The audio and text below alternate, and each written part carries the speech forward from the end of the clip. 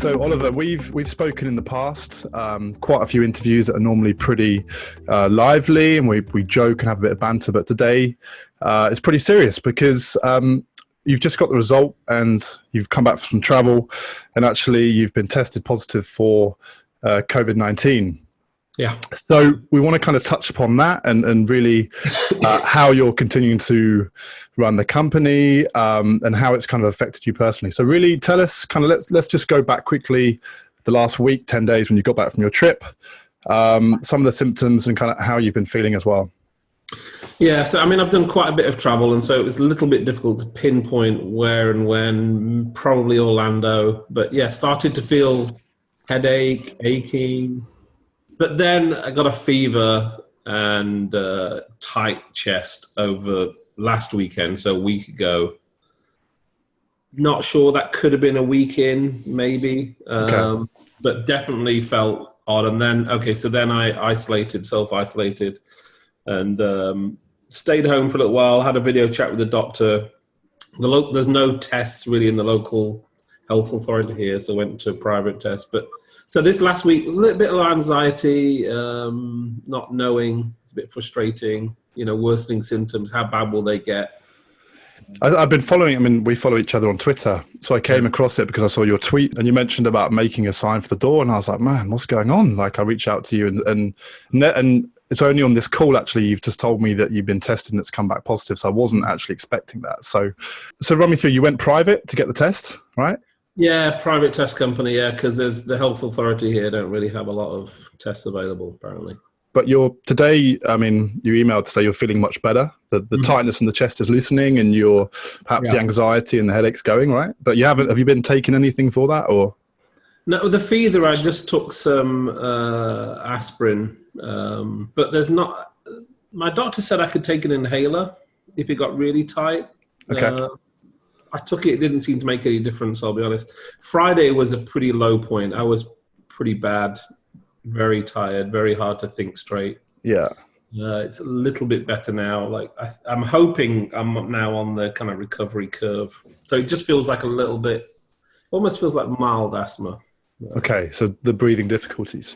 Well, listen, sorry to hear that you've got it, but positive that you are kind of perhaps on the road to recovery. But the other side I wanted to kind of speak to you about after the how you're being affected personally is, you run a water technology business. Mm-hmm. There is a supply chain involved. And during the earlier stage of the COVID-19 outbreak, I saw one of your tweets where you said you moved manufacturing to the US. So do you think that has talk me through how your supply chain looks at the moment and and kind of how you see that over the next 6, 12, 18 months, potentially still being affected, even if it's domestically, not overseas? Yeah, we actually made a decision early on, way before this, to manufacture locally, honestly, more for quality control issues. It's a new technology, we do LEDs, and so it's a new tech. We want to be really, really close. Some of our big clients, that's important to them, that QA QC. So that was more about control, and then fast design changes, we can cope with that. So there were other reasons for doing that. Then, I kind of tweeted out like, hey, I'm glad we made that decision because these long supply chains become problematic. We just signed a huge contract. So our production is going to triple over the next 3 months. And there's one component that we have been exposed on that's actually coming out of China. It's a cable, comes out of a neighboring province, and that's definitely slowed us down. That's caused quite a bit of anxiety, and it's made us think very carefully about second sources and so on. I don't think it's going to hold us up now. I think we've found a way around it, but it was pretty touch and go there. Okay, so one part of that, one part of that supply chain, you're even looking to break down. Of course, it's just a small part, but it's a huge impact as well. So, in terms of the running of the team, the business, the rest of the manufacturing, how have you been orchestrating that whilst personally you've been facing COVID-19 yourself as well? Yeah, well, so I have to a little bit swallow my own personal, it's hard to do that a little bit like anxiety, but really important for me was to speak to everybody. So, I've got a team member in Japan, Taiwan, India, Germany, UK, North Carolina and Kentucky. But I spoke to everyone individually, let everyone share how they're feeling. That was really important. I needed to understand anxieties. And also a little bit difficult, the production need to produce, because we're producing products for infection control. So shutting down production for 1 month, 2 months, 3 months doesn't really help society. Mm-hmm. And so we have those discussions about, but then of course the front office people that have the ability to work from home with Skype and Zoom and whatever, I don't really want them exposed as much as possible. So it's a very difficult, how do you feel if you're in production, you have to go in and you see your colleagues in the front office not going in psychologically. So we had all those discussions, and everyone really worked it out themselves. They made a schedule, in the front, might be one person might be 1 day a week, another person might be 2 days a week in the office. And so we really limited. And everyone really worked. And it's unusual for me because I'm kind of a, type A, want to control things. But I said, sure, you guys do this, and trusted them. And everyone's really pulled through. I've been really, really proud of the team. Oh, amazing.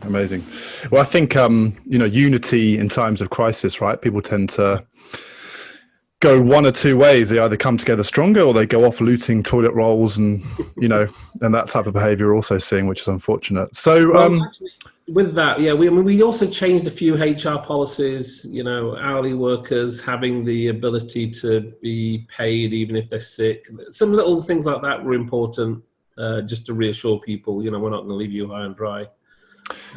I think reassurance from the top, right, for not just your direct employees, but everyone involved to know that you're going to get through this is important. But do you think a lot of people are saying that this is the kind of the new way of working, more decentralized, perhaps more people using tools, online tools like Zoom and Skype, etc.